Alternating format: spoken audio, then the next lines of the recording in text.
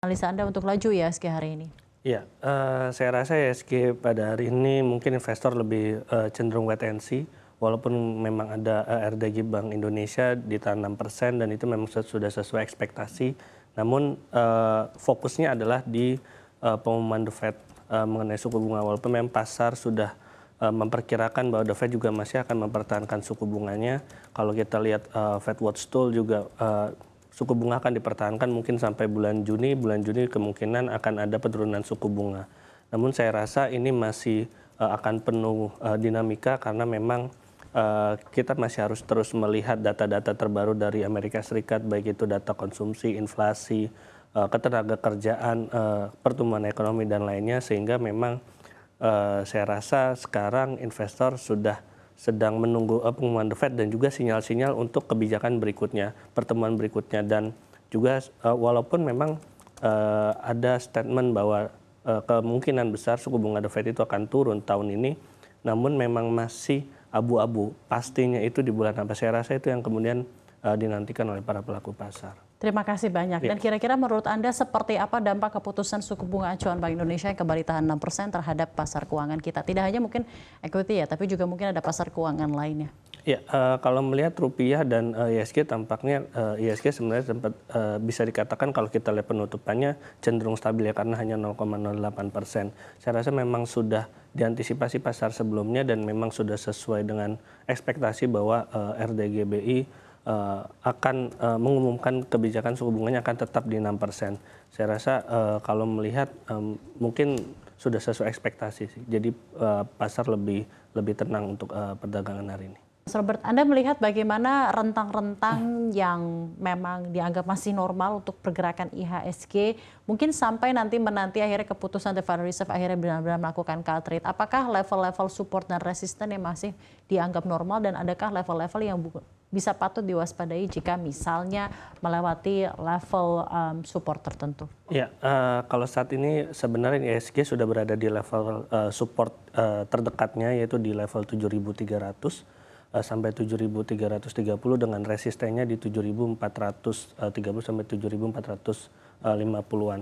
Nah, saya rasa ini adalah level yang normal yang mungkin akan menjadi rentang gerak IHSG sepanjang nanti mungkin sampai libur Lebaran. Namun yang perlu diwaspadai misalnya ketika IHSG kemudian turun bisa sampai di bawah level 7.250 atau bahkan sampai menyentuh level 7.200. Saya rasa itu ada dua sisi, itu bisa dijadikan sinyal untuk kembali masuk ke pasar equity karena valuasi kemungkinan sudah murah dengan ekspektasi bahwa di 2024 ini pasar equity akan lebih baik dibanding 2023 dengan pertumbuhan beberapa sektor yang memiliki bobot besar ke equity juga akan bertumbuh seperti perbankan dan lain-lain.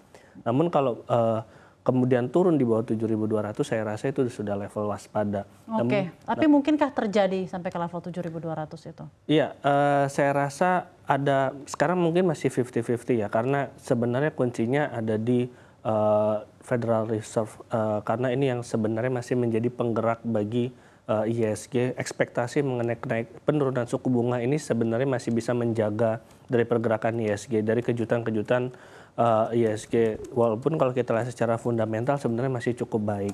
Namun kalau misalnya kemudian ada kejutan The Fed pada akhirnya kemungkinan tidak menurunkan suku bunga tahun ini atau bahkan kembali menaikkan, saya rasa itu bisa menjadi sinyal dan rawan bagi IHSG untuk turun ke level 7.200 atau mungkin keluar dari 7.200. Budian, silakan Bu. Mengenai keputusan suku bunga Bank Indonesia yang kembali ditahan 6%, saya ingin tanggapan Anda mengenai keputusan ini dan juga bagaimana Anda meneropong kira-kira kebijakan dari The Federal Reserve ke depannya. Apakah benar suku bunga Fed Fund Rate akan diturunkan di half 2 ini menurut pandangan Anda? Baik, terima kasih. Memang kalau kita lihat data-data Amerika ini masih mix ya so far. Jadi beberapa kali kita lihat data inflasinya itu cenderung masih tinggi atau di atas perkiraan market gitu ya. Kita memang menantikan angka inflasi Amerika itu turun dalam kisarannya Federal Reserve untuk tahun ini, sehingga ini membuka peluang bagi Fed untuk menurunkan suku bunga. Tapi sekali lagi ini tahun ini nih masih banyak resiko global yang terjadi ya. Kita tahu beberapa minggu belakangan ada serangan dari Ukraina ke Rusia gitu ya. Kemudian perang antara Israel dan di Gaza juga masih belum usai dan ini menyebabkan konflik juga di Laut Merah. Artinya masih banyak ancaman terhadap perkembangan inflasi secara global. Nah, kalau ini terjadi tentunya peluang penurunan suku bunga Fed Fund Rate itu juga akan sangat tergantung pada perkembangan inflasi. Nah, memang ini kan semakin mundur ya. Awalnya juga ekspektasi pasar itu penurunan suku bunga terjadi secepat di bulan Maret, tapi kemudian terus mengalami pergeseran dan saat ini kemungkinan terbesar penurunan suku bunga itu ada di bulan Juni. Maka saya pikir sih kita masih harus waspada ya dalam satu semester pertama ini, karena yang kita nantikan adalah data-data ekonomi Amerika. Selain itu juga perkembangan dari berbagai resiko geopolitik ini, yang kemudian ujungnya adalah pada dampak pada harga komoditas yang juga nanti berujung pada perkembangan di inflasinya juga. Jadi menurut saya keputusan Bank Indonesia saat ini sudah tepat ya, karena memang faktor resiko itu masih cukup tinggi. Kita harapkan perkembangan ke depan ini semakin membaik, tekanan pada inflasi semakin berkurang sehingga mungkin pertengahan tahun ya kita lihat peluang untuk penurunan suku bunga secara global ini bisa terjadi. Oke, baik, terima kasih banyak.